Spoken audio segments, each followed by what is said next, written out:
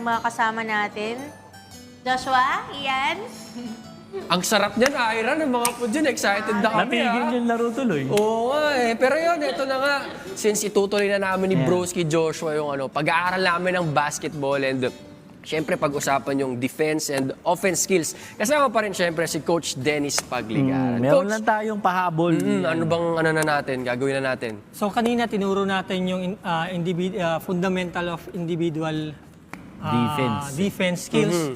So papahapyawan lang natin yung off-ball defense. No? Kasi sa defense, meron tayo tinatawag na on-ball defense. Ibig sabihin, nasa tao ko yung bola. Yun yung kanina, so, Coach, no? Yun yung kanina, yung on-ball defense. So you need to pressure the ball, force him to his weak side, and then box outs. No?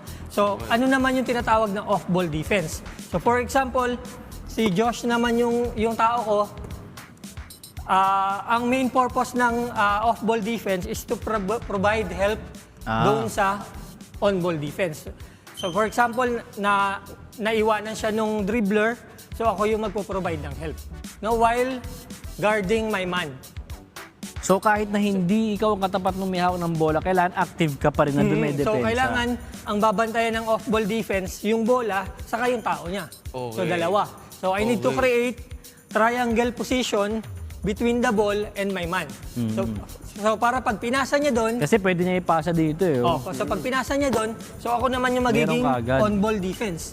Siya naman yung magiging off-ball. Ako naman yung off-ball defense. Kailangan active ka, hindi pwedeng naghihintay ka lang lagi sa ano. So yung roles naman ng off-ball defense, no?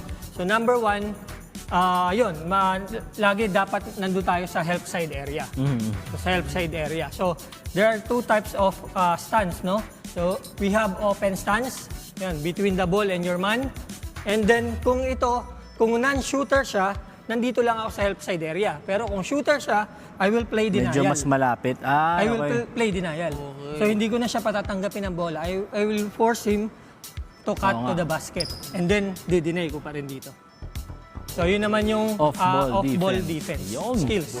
Ito na, Coach. Punta na tayo sa offense naman. Total, nakuha na natin yung mga fundamentals ng defense. Ano naman po yung importanteng offensive na mga drills na pwede natin gawin ngayong araw? Yun, so sa offense naman, no, kung sa defense, meron tayong athletic stance.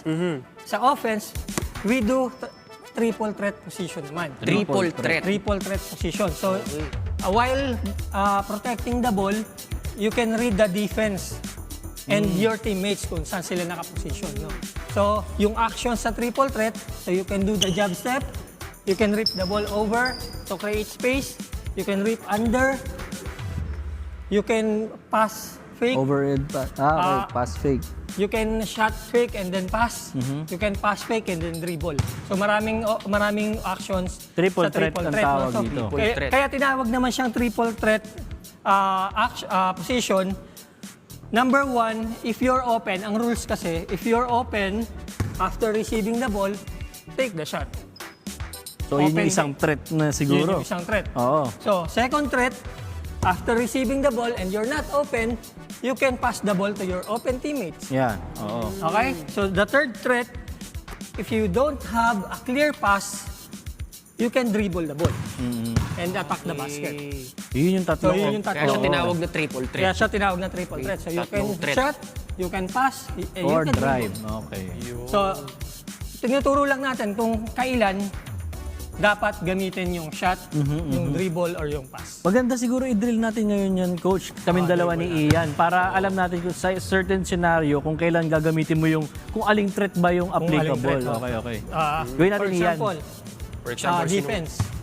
Ako yung defense. Naka-triple threat ako. naka-triple. Lumapit ka siguro. Lumapit For ako. example, dito ka muna, yan. Unang scenario. Pasa galing dito, so hindi siya lumapit, open ka, Unang threat. Pwede na akong first tumira. threat yan. First threat. Shot From ka agad. triple threat. No? Kasi malayo siya. Pero kung na-close out ni Ian, si Josh, close out, so wala siyang shot, he can Ito na, oo. pass the ball. Pass. Yan, so Okay. second threat yun. So third threat, after receiving the ball, wala siyang shot, wala rin siyang pass, Walang so pwedeng you can pasahan. dribble the ball. Ay, okay. Pwede. Siya na yung... Okay.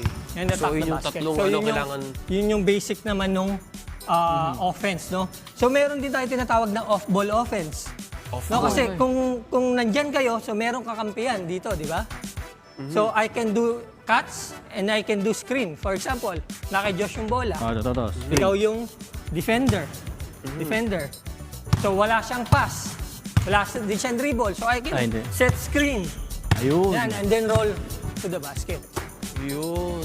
So ang tawag natin doon, off-ball movement. So you can do Off-ball cuts, movement. you can do screens to create open shot. Yun, importante na ano pa rin gumagalaw. Tulad sa off-ball defense, meron din tayong off-ball offense na kailangan active pa rin, no? Hindi yung Active pa rin. naghihintay lang tayo dun sa hawak ng bola. Ang nangyayari kasi, kapag andito yung bola, yung 4 players naghihintay lang. Yun na nga, pinapanood na lang, yung So yung nagdi-dribble. defense, wala rin ginagawa. Naghihintay lang din. So magandang may ginagawa rin po Oo. talaga. So kaya meron tayong mga off-ball movements para, like for example, pakita tayo. For example, pumasa ako dito kay Ian. Ikaw yung defense naman, Josh. Defense Pumasa sa ako kay inyo. Ian. So I can do front cuts. Okay. Yeah, front cuts. Offensive move din to yung mga... Without the ball, So Without wala the akong ball. bola, Oo, walang pero I bola. can do offense. Yan. active pa rin. Hindi yung naghihintay ka na lang papasahan ka. Nanonood ka na lang. Oo. Oh. Second cut, nandyan yung bola, so wala akong bola. Okay? So I can do, pag nag-denial siya, I can do backdoor cut. Ayun. Okay. So Marami na mga offense pa rin yun without the ball. Oo nga, oo nga. So I can do recut. So isisil ko lang siya dito to create space. Okay, iba naman ngayon, coach, na parang ano mo siya, Isisil. isisil mo siya dito sa loob, tapos aatras ka. Tapos, Kikreate ka ng distance, no? so, Create pag space. nag-close out siya, wala akong shot. I can do Sa pass akin and then ulit. Tapos pasa ulit. Ang daming Press pwede, cuts ulit. no? So, yung 10 minutes per quarter, so marami na talagang mangyayari doon. Kung alam ng players natin yung mga fundamentals. and basics. Importante nga na napapractice to. Kasi baka, yung iba kasi kapag nakahawak na ng bola, parang nakafocus na lang sa, eto na, siya na yung titira, siya na yung shoot, no? Nakakalimutan mo na, may 4 ka pang kakampi na pwede mong pasahan. Tsaka yung pagko-consider din, coach, ng mga possibility na pwede mong gawin. Kasi iba parang di rin nila alam kung anong gagawin nila kapag wala sa kanilang bola. Di nila alam yung mga options nila. Hindi nila Pero with this po na tinuro nyo, kumbaga may mga ideas na sila kung ano pwede nilang gawin kapag wala sa kanilang bola. Pag wala sa kanila. Maganda nga yung mga natutunan natin ngayon. Parang feeling ko kapag in-apply natin to sa actual game, mas ma-enjoy ng bawat player yung laro. Kaysa yung Saka yung mga sarili-sarili lang. nanonood, may enjoy nila yung game. Mas maganda panoorin yung basketball kapag gano'n, talaga kita mo yung teamwork. Again, coach, para sa mga interesado po magpa-coach po sa inyo, paano po ba nila kayo pwedeng i-contact? So, I have my Facebook Yun. group. Yan. So, GMA Sports Club and Manila Sports and Athletic Organization. So, nag-handle kami ng mga trainings, no, sa mga organizations or even sa mga company. Yeah, so we have swimming, arnis, basketball. Iba't ibang sports yun ng marami sa pa. group po na yun. Pwede silang tumingin So, pa ng kontakin nyo lang ako kung gusto nyo magpa-coach or magpaturo. No? Yun, alright. So, Follow nyo na ang kanyang follow nyo lang yung GMA Sports Club and si Incorporated. Coach Dennis. Again, maraming salamat po. Coach Dennis sa pagligaran. Feel na feel natin talaga, no? Ang taas ng energy natin ngayon kapag ganito. Kasi gusto mo nang i-apply yung mga natutunan mo, di ba? Para excited ka nang maglaro ulit. Tama ka dyan, broski. Maraming salamat po ulit, ano? Coach, sana po ay mas marami pa kayong maturuan ng tamang depensa at opensa sa Go. basketball. We wish you luck po sa inyong journey. Maraming salamat po. Yun, at dahil dyan, broski, Ay, di no? ba meron tayong ano? May ano pa pala tayo, may mga questions pa tayo. Pero ayun nga, habang practice tayo dito, puntahan naman natin yung mga iba pa natin kasama mamaya. Mababalik balikan natin tayo. sila. Tara, game na, Let's go, apply na let's natin. go, let's go. Tingnan natin kung may natutunan tayo. Oo nga, ako defense. Pakita natin yung off-ball.